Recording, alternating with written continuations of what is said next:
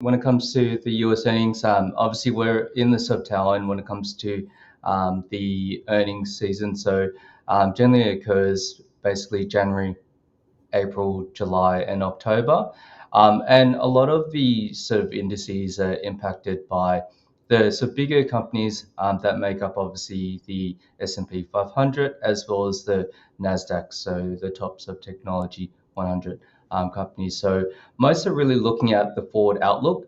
So for example, this sort of period is really looking at 2026 to get a gauge of the overall sentiment within the US economy from a jobs perspective, so whether or not the companies are doing well to actually have any sort of hirings or any sort of opencies.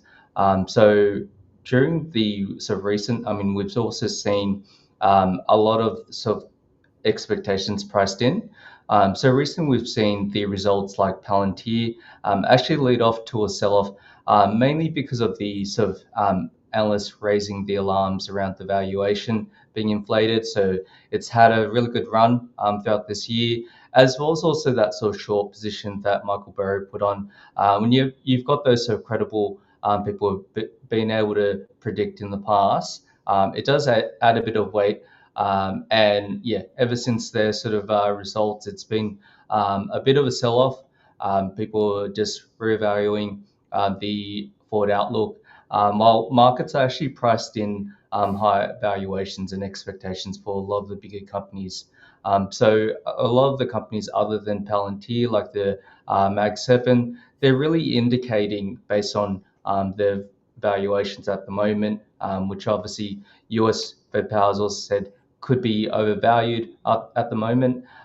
They're really indicating that they've got to be perfect with their earnings outlooks and forecasts. So it really impacts how the indices go. So the US, the Nasdaq, so US 100, as well as S&P 500, and therefore also looks at the DXY or the dollar index. So that's basically it.